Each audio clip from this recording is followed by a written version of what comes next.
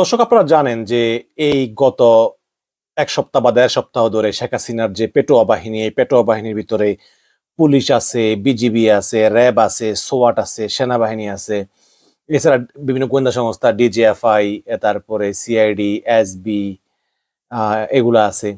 তো এদের অনেক সদস্যরা আছে অতি উৎসাহী এবং তারা এই ছাত্রদের উপর ভয়ঙ্কর নির্যাতন করেছে এবং প্রায় 1000 ছাত্র নিহত হয়েছে। এবং সোশ্যাল মিডিয়ার কল্যাণে আমরা আমরা দেখেছি যে সেনাবাহিনী, পুলিশ এবং এই র্যাবের সদস্যরা কিভাবে নির্বিচারে গুলি করে নিরীহ শিক্ষার্থীদেরকে মেরেছে। তো এখন সেই সব পুলিশ সদস্য বা সেই সব সেনাবাহিনী সদস্যদের বিরুদ্ধে জনগণের একটা ক্ষোভ ছড়িয়ে পড়েছে এবং আমরা এও শুনেছি যে কয়েকজন পুলিশের বাসায়ও আক্রমণ চালানো হয়েছে। উত্তেজিত জনতা কোথায় কোথায় পুলিশ বাস করে সেসব জায়গায় গিয়েও হামলা চালিয়েছে। তো এই কারণে তো আতঙ্কে আছে সবাই। আমি আল জাজিরার সাংবাদিক জুলকারনাইন সায়ের সামিন একটা ফেসবুক পোস্ট দিয়েছেন এই ব্যাপারে, একটা পড়ে শোনাই। যে তিনি লিখেছেন, সম্প্রতি আন্দোলনরত শিক্ষার্থীদের দমনে নেতৃত্ব দিচ্ছেন এবং ছাত্র জনতার উপর আক্রমণ করতেছেন বা আক্রমণের পরিকল্পনা করতেছেন এমন 5 জন বিভিন্ন পদবীর সেনা কর্মকর্তার 5 জন পরিচয় ফাঁস হওয়ার পর সেনা কর্মকর্তাদের ভেতরে এক ধরনের ভীতি কাজ করতেছে বলে জানা গিয়েছে। ইতিমধ্যেই লেফটেন্যান্ট কর্নেল রেদওয়ান আপনারা দেখেছেন যে উনি সেনাবাহিনীর কর্মকর্তা, 28 লং বেজের কর্মকর্তা, এখন আবার ইয়াতে আছেন, ওই যে বিজিবিতে কর্মরত আর কি। উনি কিভাবে একের পর এক মেশিন গান দিয়ে গুলি করেছেন সেই ভিডিও অলরেডি ভাইরাল হয়েছে।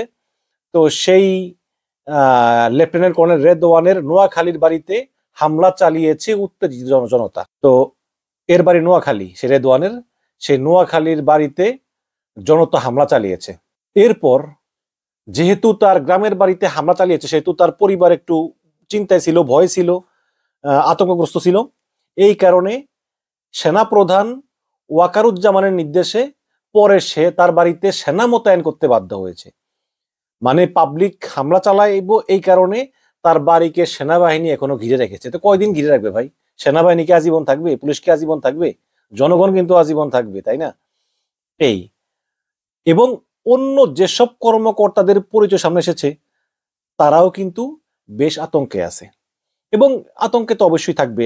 আপনারা জানেন যে অলরেডি এই যে সাইদকে যে পুলিশ মেরেছে, সেই পুলিশের ওয়াইফ নাকি সেই পুলিশকে ডিভোর্স দিয়ে চলে গিয়েছে এবং আরো শুনতে পারলাম যে সেই পুলিশ গা ঢাকা দিয়েছে। তো আপনার গুলি করার আগে এগুলো মনে ছিল না? আজকে আবার মাহবুবুল আলম হানিফ, আওয়ামী লীগের যুগ্ম সাধারণ সম্পাদক, বলতেছে সেই পুলিশটা কি জামাত শিবির করে। এখন দেখেন, যেই পুলিশটা আওয়ামী লীগের জন্য খুন করলো সাইদকে, সেই পুলিশটাকে এখন জামাত শিবির ট্যাগ দেওয়ার চেষ্টা।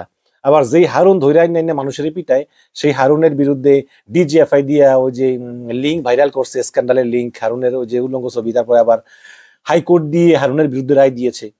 এইরকম আর কি আওয়ামী লীগ কত কিছু যে পারে, মানে আওয়ামী লীগ হচ্ছে চরম শেয়ানা এগুলো। তো তিনি আরো লিখেছেন যে আপনাদের কি মনে হয় যে এমনটা হওয়ার কথা ছিল না? পৃথিবীর ইতিহাসে কখনো কি এমনটা হয়েছে যে মন্দের জয় হয়েছে? হয়নি। আমি কোনো রাজনৈতিক দল করি না, কারো প্রতি আমার বিশেষ টান বা কোনো ভালোবাসা নাই, কিন্তু বর্তমান আওয়ামী লীগ সরকার বাংলাদেশকে যে হত্যাপুরীতে পরিণত করেছে, এতে তাদের ভালো বলার কোনো সুযোগই কিন্তু নেই। মন্দের যেমন পতন হয় বা মন্দ যখন ব্যর্থ হয়, তখন কিন্তু তারা খুব বাজেভাবে মুখ থুবড়ে পড়ে। আওয়ামী লীগ সরকারকেও সেই পরিণতির মুখোমুখি হতে হবে। আর এটা আমার মুখের কথা না, ইতিহাস আমাদেরকে তাই বলে। কাল হোক, 1 বছর পরে হোক বা 10 বছর পরে হোক, তারপর কি হবে? যারা একটা অত্যাচারী শাসককে সহযোগিতা করেছেন তাদের কি কোনো বিচার হবে না? যারা 1 সপ্তাহে নিশ্চিতভাবে প্রায় 400-র বেশি মানুষ হত্যা করেছেন, অনেকেই নিখোঁজ রয়েছেন, হাজার হাজার মানুষকে পঙ্গু করেছেন, অন্ধ করেছেন, তাদের কি পাপের শাস্তি ভোগ করতে হবে না? অবশ্যই হবে। এবং পরিবারের মূল সদস্যদের এমন অন্যায় কার্যকলাপের জন্য পুরো পরিবারটাই তখন বাজেভাবে ভুগবে। মানে যেই সব পুলিশ বা সেনাবাহিনী বা র্যাবের সদস্যরা তারা অতিরঞ্জিত করতেছেন, তো জনতা যখন হামলা করবে ওদের বাড়িতে, তখন কিন্তু ওদের পরিবারও যেন সাফার করবে। কারণ বাড়িতে আক্রমণ করলে তো পরিবারের উপরও হামলা হতে পারে।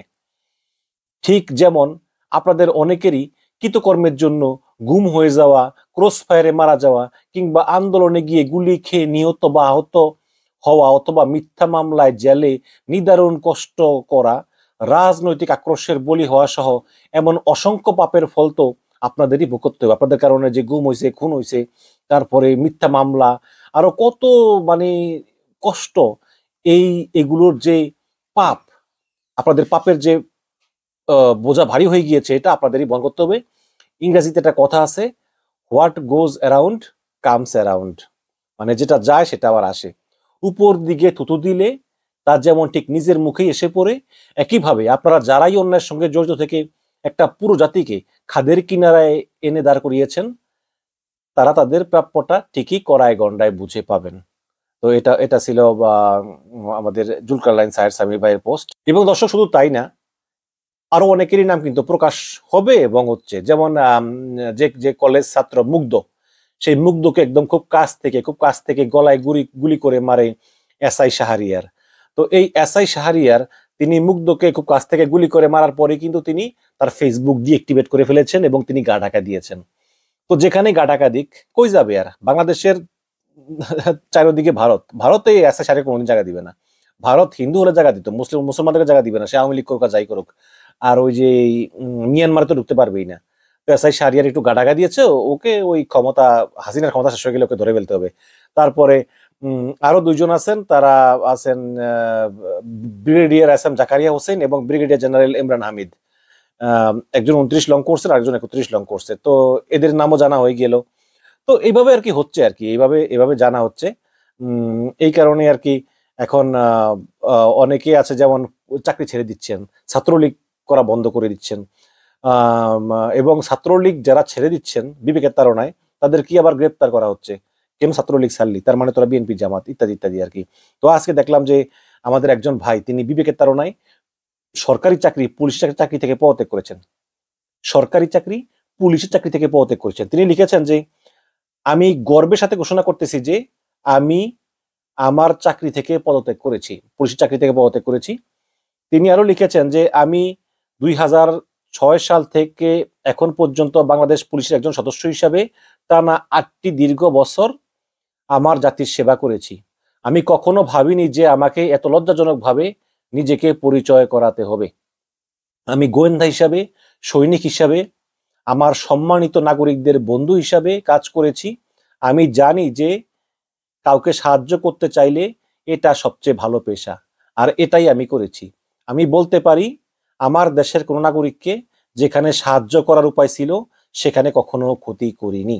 বর্তমানে আমি এই পরিস্থিতির অংশ হতে পারি না। পুলিশ হওয়ার আগে আমি একজন সন্তান, একজন ছাত্র, একজন বন্ধু, একজন সত্যিকারের দেশপ্রেমিক নাগরিক। আমি সকল প্রতিকূলতার বিরুদ্ধে আছি। আমার কল্পনার বাইরে যে আমার ভাইয়ের বুকে আমাদের পুলিশ সদস্যরা গুলি করবে, যেটা তাদের প্রকৃত অধিকারগুলির জন্য লড়াই করতেছে, একজন মানুষ হিসাবে আমি আর এটা নিতে পারতেছি না। এই যে পুলিশরা গুলি করতেছে, এটা আমি নিতে পারতেছি না। গত 10 দিন আমার জীবনের সবচেয়ে খারাপ দিন ছিল। আমি গর্বের সাথে ঘোষণা করতেছি যে আমি আমার পুলিশি চাকরি থেকে পদত্যাগ করেছি। একবার ছাত্র ছিলাম, সব সময় ছাত্র আছি। এটা বলেছেন আতিফ আহমরণ সজীব, যিনি টানা 8 বছর পুলিশের চাকরি করেছেন। তো দর্শক, এভাবেই আসলে বিবেক জাগ্রত হোক। আমাদের যারা সেনাবাহিনী আছেন, পুলিশ আছেন, র্যাব, বিজিবি, সবাই তো এই দেশেরই সন্তান। কেউ তো আর পাকিস্তান থেকে আসে নাই, ভারত থেকে আসে নাই। একটা স্বৈরাচারকে ক্ষমতায় বসিয়ে রাখার জন্য আপনারা যেভাবে নির্বিচারে মানুষ গুলি করে মারতেছেন, আমরা অনেকে বলে পাখির মতো, আরে পাখিকে এত সহজে মারা যায় না। আপনারা যত সহজে গুলি করে মেরেছেন, এবং বাংলাদেশের এই গত 50-52 বছরে ইতিহাসের সবচেয়ে বড় গণহত্যা আপনারা সংগঠিত করেছেন। এই গণহত্যার বিচার আপনাদের হবেই। এবং যারা এখনো ভালো আছে তাদেরকে বলতেছি যে পদত্যাগ করুন। এই চাকরি করার চেয়ে অন্য কিছু করা ভালো। এগুলো করে নিজের হাতকে রক্তের দাগ লাগাবেন না, নিজের হাতকে আর কলঙ্কিত করবেন না। শেখ হাসিনা খুব শীঘ্রই চলে যাবে। চলে যাওয়ার পরে কিন্তু আপনারা বিপদে পড়ে যাবেন। কারণ যে অন্যায় করে তার প্রায়শ্চিত্ত তাকে করতেই হবে, আজ অথবা কাল। এটাই দুনিয়ার